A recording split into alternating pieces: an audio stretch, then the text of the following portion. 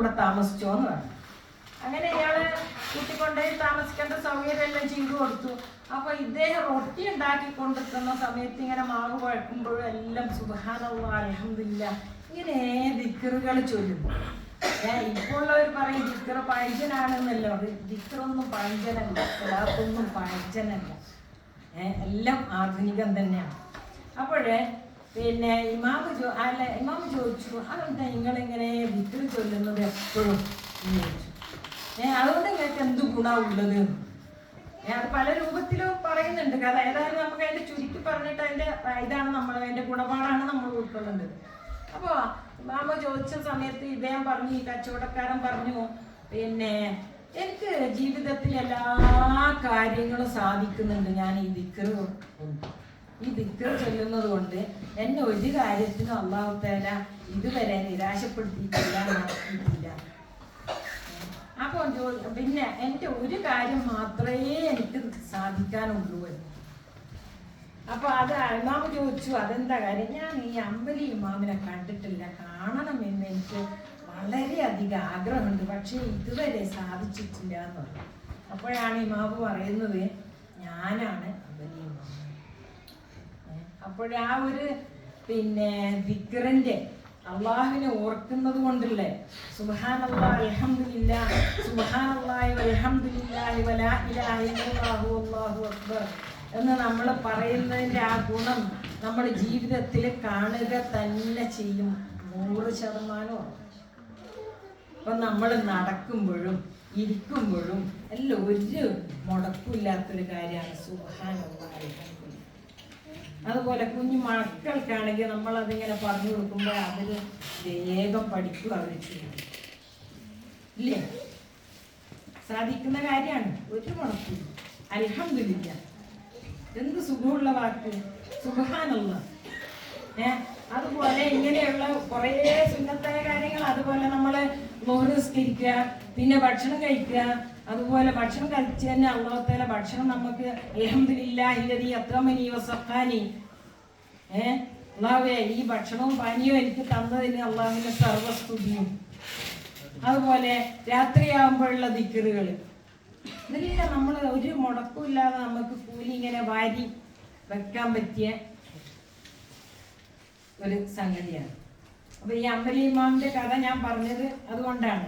എല്ലാ കാര്യങ്ങളും അതുപോലെ നമ്മളെ നമസ്കാരത്തിന് ശേഷമുള്ള പ്രാർത്ഥനകളും ദിക്റുകളും നമ്മളെ കുട്ടികളെ കാണാൻ ഒരു 5 മിനിറ്റോ അല്ല 5 മിനിറ്റും വേണ്ട, ഒരു 2-3 മിനിറ്റ് നമ്മൾ ഇരുന്ന് റബ്ബനാ ഹബ്ലനാ മിൻ അസ്വാജിനാ വദുരിയാത്തിനാ ഖുറത്ത അയ്നി വജ്അൽനാ ലിൽ മുത്തഖീന ഇമാമാ അല്ലാഹുമ്മ വജ്അൽനി മുഖീമസ്സലാത്തു മിൻ ദുരിയത്തി റബ്ബനാ വതഖബ്ബൽ ദുആ.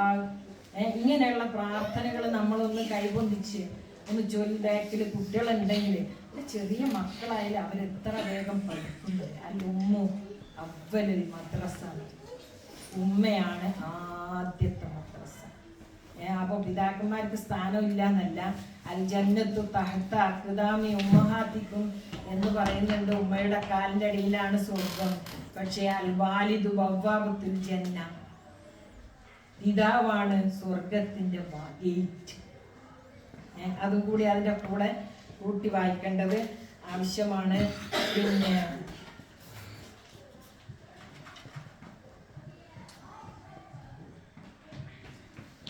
പിന്നെ അള്ളാഹുവിനോട് ഏറ്റവും അടുക്കാനുള്ള ഒരു എളുപ്പ മാർഗമാണ് ഞാൻ പറഞ്ഞത്. നമുക്ക് യാതൊരു മുടക്കമില്ലാതെ ഏത് സമയത്ത് നമുക്ക് ചൊല്ലാൻ പറ്റിയതും എളുപ്പമുള്ളൂ. നമ്മൾ എന്തെങ്കിലും ജോലി ചെയ്യുന്ന ഇടക്കും നിൽക്കുമ്പോഴും ഇരിക്കുമ്പോഴും എല്ലാം നമ്മൾ സുബ്ഹാനല്ലാഹ് അൽഹംദുലില്ലാഹ് എന്നുള്ള ആ വാക്കുകൾ നമ്മൾക്ക് ഉച്ചരിക്കാൻ കഴിയണം. എന്നാൽ മാത്രമേ നമ്മുടെ ജീവിതത്തിൽ വിജയിക്കണമെങ്കിൽ എന്ന് പറഞ്ഞില്ലേ. അപ്പോൾ ജീവിതത്തില് പിന്നെ ജീവിതവും മരണവും അല്ലാഹു തആല തന്നത് നിങ്ങളെ പരീക്ഷിക്കാൻ വേണ്ടിയാണ്. അല്ലാതെ ഈ ദുനിയാവിൽ നമ്മളിങ്ങനെ ആടിപ്പാടി ജീവിക്കാൻ വേണ്ടിയല്ല. എപ്പോഴാണ് മരണം നമ്മളെ കണ്ടനാടിയോളം ഇവിടെ ഇങ്ങനെ തിരിഞ്ഞു നോക്കുമ്പോൾ മരണം നമ്മുടെ മുമ്പിലുണ്ട്, നമ്മളെ അടുത്ത് തന്നെ ഉണ്ട് എന്ന് നമ്മൾ എപ്പോഴും ചിന്തിക്കണം. പല ആക്സിഡൻറ്റുകളും പല കുഴഞ്ഞു വീണ് മരിക്കലും എല്ലാം നമ്മൾ നിത്യേന കേൾക്കുന്ന സംഭവങ്ങളാണ്. അതുകൊണ്ട് അതൊരു ഓർമ്മ നമുക്ക് എപ്പോഴും ഉണ്ടായിരിക്കണം. നമുക്ക് അള്ളാഹു തആല ഒരുപാട് അനുഗ്രഹങ്ങൾ ചെയ്ത് തന്നിട്ടുണ്ട്. അതിന് നമ്മൾ അള്ളാഹുവിനെ എപ്പോഴും സ്തുതിക്കുകയും വേണം. പിന്നെ ആ ഒരു കാര്യം നമ്മുടെ ജീവിതത്തിലുണ്ടെങ്കിൽ നമ്മൾ വിജയിക്കുക തന്നെ ചെയ്യും.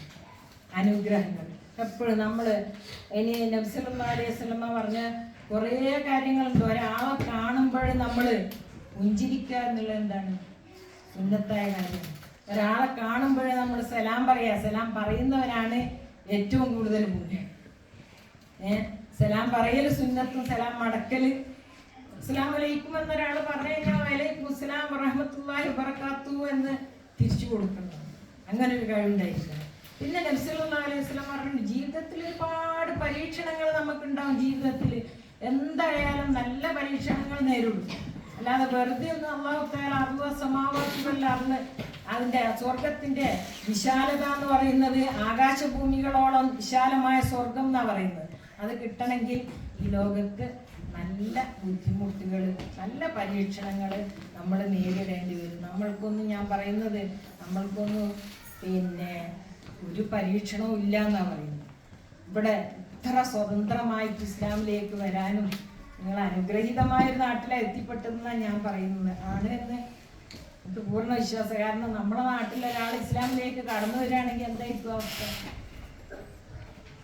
മര്യാദക്ക് ജീവിക്കാൻ വിടുവോ? ഇല്ല. കഴിഞ്ഞ ആഴ്ച പള്ളിയിൽ പോയ സമയത്ത് അവിടെ മുസ്ലിമായി നമ്മുടെ നാട്ടിലാണെങ്കിൽ ആ പള്ളി വരെ തല്ലി പൊളിച്ചിട്ടുണ്ട്. അടുത്ത 2024 ഇലക്ഷൻ വന്നു കഴിഞ്ഞാൽ പറയുന്നത് അവർ തന്നെ ജയിക്കും. പിന്നെ എന്തായാലും അല്ലാഹു തആല നമ്മളെ കൈവിടൂല. അവര് സൂത്രം പ്രയോഗിക്കുന്നതിനേക്കാൾ കൂടുതലായിട്ട് അല്ലാഹു തആല സൂത്രം പ്രയോഗിക്കും, വിജയിക്കുക തന്നെ ചെയ്യും. നമ്മുടെ പ്രാർത്ഥന എപ്പോഴും ഉണ്ടായിരിക്കണം. അപ്പോൾ നിങ്ങൾ എത്തിപ്പെട്ടിരിക്കുന്ന ഈ രാജ്യത്ത് ഇത്രയും സ്വതന്ത്രമായിട്ട് ഇങ്ങനെ കൂടാനും പറയാനും, ഇപ്പൊ നമ്മുടെ നാട്ടിലാണ് ഇങ്ങനെ നടക്കുന്നതെങ്കിൽ എൻ്റെ അനുഭവത്തിൽ നിന്ന് പറയാണ് പോലീസ് പെർമിഷൻ വാങ്ങണം. പിന്നെ അങ്ങനെ എന്തെല്ലോ അതിൻ്റെ ഒരുപാട് നൂലാമാലകൾ തീർക്കാനുണ്ടാവും. അപ്പോൾ ഈ പിന്നെ അനുഗ്രഹത്തെ പറ്റി നമ്മൾ ഓർക്കുക, നമ്മൾ അള്ളാഹുവിനെ സ്തുതിക്കുക. അതുപോലെ തന്നെ 5 നേരത്തെ നമസ്കാരം നമ്മൾ കൃത്യമായി സത്യമായി നമ്മൾ നിർവഹിച്ചിരിക്കുക. നമുക്ക് ഈ ലോകത്തിന് വേണ്ടിയും പരലോകത്തിന് വേണ്ടിയും, ഇപ്പം നേരത്തെ ഇവര് പറഞ്ഞ പോലെ ആ സുഖമില്ലാത്ത ആ കുട്ടിക്ക് വേണ്ടി പ്രാർത്ഥിക്കാൻ വേണ്ടി പറഞ്ഞു.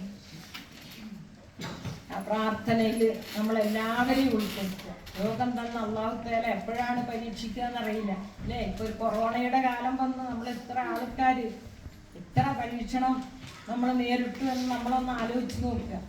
ജീവിതത്തിലെ എല്ലാ പരീക്ഷണങ്ങളും അല്ലാഹു തആല തന്നതാണ് എന്നുള്ള ഒരു വിശ്വാസത്തോടു കൂടി നമ്മൾ മുന്നോട്ട് പോകുക. അതുപോലെ തന്നെ പിന്നെ നമ്മുടെ ജീവിതത്തിൽ തന്നിട്ടുള്ള അനുഗ്രഹങ്ങൾ, ഒരുപാട് അനുഗ്രഹങ്ങൾ തന്നിട്ടുണ്ട്.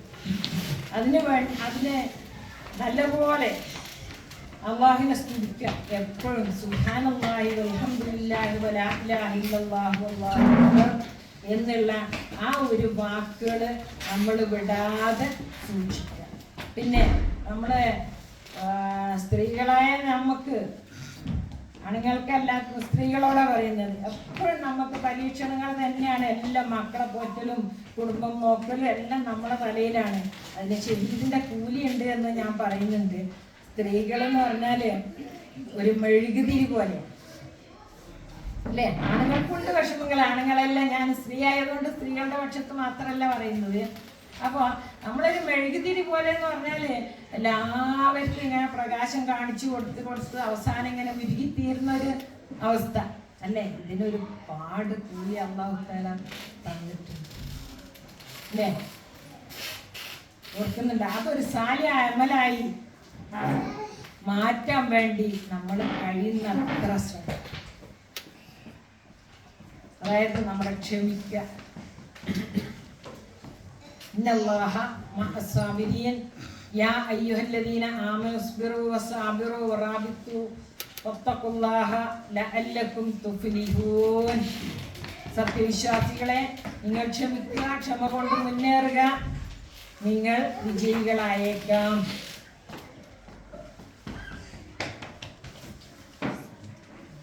അതുപോലെ തന്നെ അള്ളാഹുവിൻ്റെ ദീനിനെ പൂർണ്ണമായി നമ്മൾ ഇസ്ലാമിലേക്ക് പ്രവേശിക്കണം. ഇത് പകുതി ഒരു 5 നേരം നമസ്കരിച്ച് ബാക്കിയെല്ലാം പിന്നെ നമ്മൾ തോന്നിയ പോലെ എന്നുള്ള ആ ഒരു നിലയിലാവാൻ പാടില്ല. പൂർണ്ണമായി അള്ളാഹുവിലേക്ക് പ്രവേശിക്കുക. പിന്നെ അത്രയാണ്. വേറെ കാര്യങ്ങളും ഞാൻ നേരത്തെ പറഞ്ഞില്ലേ, രാവിലെ ഒരു പ്രത്യേകമായ ഒരു വിഷയം കണ്ടെത്താനോ പഠിക്കാനോ നോക്കാനോ ഒന്നും എനിക്ക് സമയം കിട്ടിയിട്ടില്ല. രാവിലെ പറഞ്ഞത് കൊണ്ട് പിന്നെ ഇല്ല എന്ന് പറയാൻ പറ്റില്ല. ഞാൻ നേരത്തെ പറഞ്ഞല്ലോ, ടാങ്കിൽ ഫുള്ളുണ്ടെങ്കിൽ എന്ത് ചെയ്യും, ടാങ്ക് തുറക്കുമ്പോൾ വരും. അതുകൊണ്ട് നമ്മൾ ഏറ്റവും അള്ളാഹിന് വേണ്ടി കടപ്പെട്ടുകൊണ്ട്, അള്ളാഹുവിനെ ഓർത്തുകൊണ്ട്, അള്ളാഹു താല തന്ന അനുഗ്രഹങ്ങളെ പറ്റി ചിന്തിച്ചുകൊണ്ട് നമ്മൾ നമ്മുടെ ജീവിതം മുന്നോട്ട് കൊണ്ടുപോകാൻ ഞാൻ നേരത്തെ തുടങ്ങി വെച്ച ആ കഥയിൽ പറഞ്ഞ മാതിരി ആ 2.5 മണിക്കൂറുള്ള സമയത്ത് നമ്മൾ എന്തെങ്കിലും ജീവിതത്തിൽ വാരിക്കൂട്ടിയിട്ട് നാളത്തേക്ക് വേണ്ടി പ്രവർത്തിക്കാൻ വേണ്ടി ശ്രമിക്കുക. അതുപോലെ തന്നെ നമ്മളെ കയ്യിലുള്ള ഒരു സാധനമുണ്ട് അല്ലേ, അത് ഏത് ഭാഗത്തേക്കാണോ ഖനം തൂങ്ങുന്നത് അന്നേരം നമ്മൾ രക്ഷപ്പെടും. പിന്നെ യാസീൻ സൂറത്തിൽ പറഞ്ഞിട്ടില്ലേ, പിന്നെ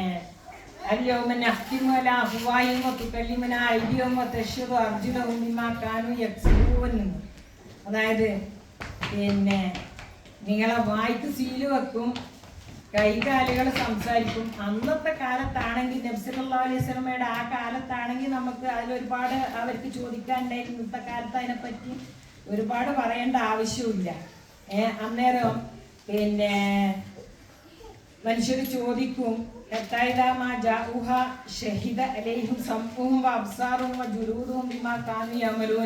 അവർ പ്രവർത്തിച്ചതിനെ പറ്റി അവരുടെ കൈകാലുകളും കാഴ്ചകളും തൊലികളും എല്ലാം സാക്ഷി പറയും. അപ്പൊ കാലു വന്നിട്ട് അവർ ചോദിക്കും, ഈ ജുലൂദിഹിം, അവരുടെ തൊലികളെ കൊണ്ട്, ലിമശഹിത്തും അലൈന, നിങ്ങൾ എന്തിനാണ് ഞങ്ങൾക്കെതിരായി സാക്ഷി പറയുന്നത്? കാലു അൻതഖന അല്ലാഹുല്ലദീ അൻതഖ കുല്ല ശൈഇൻ വഹുവ ഖലഖകും അവല മറത്തിൻ വഇലൈഹി തുർജഊൻ. അതായത് അല്ലാഹു തആല ഇതെല്ലാം സംസാരിക്കാൻ വേണ്ടി എന്നോട് കൽപ്പിച്ചിട്ടുണ്ട്, അതുകൊണ്ട് ഞാൻ സാക്ഷി പറയാം. അതായത് നമ്മളെ അവയവങ്ങൾ വരെ നമുക്ക് എതിരിൽ സാക്ഷി പറയുന്ന ആ ഒരു ദിവസം നമ്മൾ എത്ര വൃത്തിയായിട്ടും വെടിപ്പായിട്ടും തേച്ച് കഴുകി നന്നായി കൊണ്ടുനടക്കുന്ന അവയവങ്ങൾ നമുക്ക് എതിരിൽ സാക്ഷി പറയുന്ന ആ ഒരു ദിവസം നിങ്ങളൊന്ന് ആലോചിച്ച് നോക്കുക. അതുപോലെ നമ്മളെ മക്കള് നമുക്ക് എതിരിൽ സാക്ഷി പറയുന്ന ഒരു ദിനമുണ്ട്. മക്കള് പറയും, നെഞ്ചിൽ കയറി നിന്നിട്ട് പറയും, എൻ്റെ മാതാപിതാക്കൾ എന്നെ പഠിപ്പിച്ചിട്ടില്ല, അതുകൊണ്ട് ഇവരെ സ്വർഗത്തിൽ പോകാൻ വിടൂല. സുബ്ഹാനല്ലാഹ്, അങ്ങനത്തെ ഒരു സമയം വരും. അതുകൊണ്ട് നമ്മൾ ആ ഓർത്തുകൊണ്ട്, നമ്മൾ ചിന്തിച്ചുകൊണ്ട് നമ്മളെ ജീവിതം മുന്നോട്ട് കൊണ്ടുപോകാൻ വേണ്ടി വളരെയധികം ശ്രമിക്കുക. ഏറ്റവും എളുപ്പമുള്ള മാർഗം ഞാൻ നേരത്തെ പറഞ്ഞ മാർഗമാണ്. നമുക്ക് ഏറ്റവും കൂലി അള്ളാഹുവിൻ്റെ അടുത്ത് പുണ്യം വാരി കൂട്ടാൻ പറ്റുന്ന സംഗതി സുബ്ഹാനല്ലാഹി വൽഹംദുലില്ലാഹി വലാ ഇലാഹ ഇല്ലല്ലാഹു വല്ലാഹു അക്ബർ എപ്പോഴും പറയും. എപ്പോഴും ഇരിക്കുമ്പോഴും നിൽക്കുമ്പോഴും അല്ലദീന യദ്കുറൂനല്ലാഹ ഖിയാമൻ വഖുഊദൻ വഅലാ ജുനൂബിഹിം വയതഫക്കറൂന ഫീ ഖൽഖിസ് സമാവാതി വൽ അർളി റബ്ബനാ മാ ഖലഖ്ത ഹാദാ ബാതിലൻ സുബ്ഹാനക വഖിനാ അദാബന്നാർ. ആൽ ഇംറാന്റെ അവസാനത്തിലുള്ള ഏതാനും ആയത്തുകളാണ്.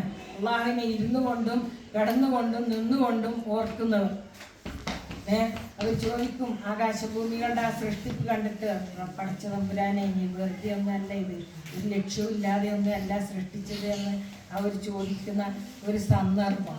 അപ്പോൾ നമ്മൾ ഇരുന്നു കൊണ്ടും നടന്നുകൊണ്ടും കടന്നുകൊണ്ടും എങ്ങനെയാണോ നമുക്ക് കഴിയുന്നത്, വാഹനത്തിൽ കയറുമ്പോഴായാലും അൽഹംദു സുബ്ഹാനല്ലദീ സഖറ ലനാ ഹാദാ വമാ കുന്നാ ലഹു മുഖ്രിനീൻ ബിസ്മില്ലാഹി തവക്കൽതു അലല്ലാഹ് ഹസ്ബി അല്ലാഹ് ലാ ഇലാഹ ഇല്ലാ ഹുവ അലൈഹി തവക്കൽതു വഹുവ റബ്ബുൽ അർശിൽ അദീം.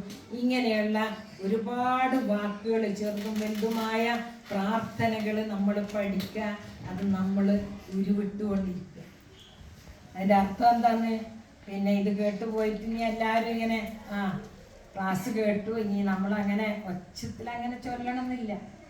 ഒരു പതുക്കെ നമ്മുടെ ശരീരം കേൾക്കത്തക്ക വിധത്തിൽ, മക്കൾ കേൾക്കുന്ന വിധത്തിൽ സുബ്ഹാനല്ലാഹ് അൽഹംദുലില്ലാഹ് മക്കൾക്ക് വായിലിങ്ങനെ വെച്ചു കൊടുക്കുമ്പോൾ ബിസ്മില്ലാഹിർ റഹ്മാനിർ റഹീം, അത് കഴിഞ്ഞിട്ട് നമ്മൾ അൽഹംദുലില്ലാഹ് വസ്ത്രം ധരിക്കുമ്പോൾ ഇങ്ങനെയുള്ള സകല ഏത് സമയത്തും നമ്മൾ കിടക്കാൻ പോകുന്നത് വരെ കിടക്കുമ്പോൾ നമ്മൾ പറയുന്നത് ബിസ്മില്ലാഹി തവക്കൽതു അലല്ലാഹ് ബിസ്മിക റബ്ബി വല്ലൗതു ജംബി എന്നിട്ട് അതിൻ്റെ ശേഷമുള്ള പ്രാർത്ഥനകൾ ഒരുപാടുണ്ട്.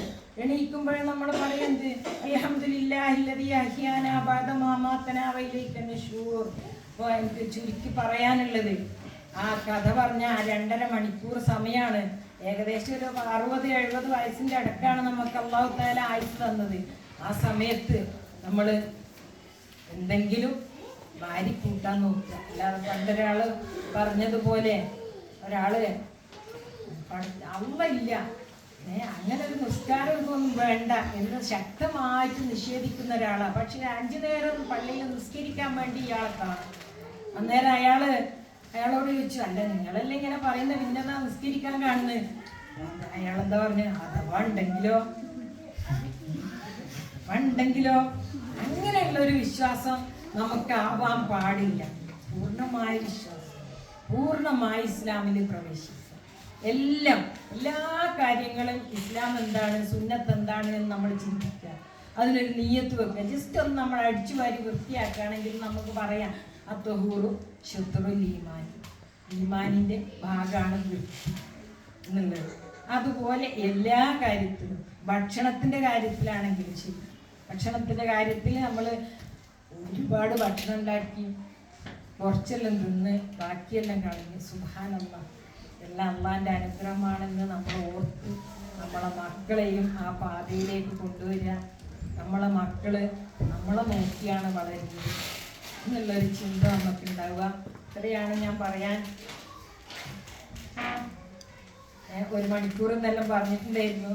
പക്ഷേ ഞാൻ പറഞ്ഞില്ലേ നോക്കാത്തതുകൊണ്ട് അങ്ങനെ കൂടുതലായ കാര്യങ്ങളൊന്നും പറയാനില്ല. നമ്മൾ പൂർണ്ണമായി ഇസ്ലാമിലേക്ക് പ്രവേശിക്കുക, പൂർണ്ണമായി ഇസ്ലാം അനുസരിച്ച് ജീവിക്കുക.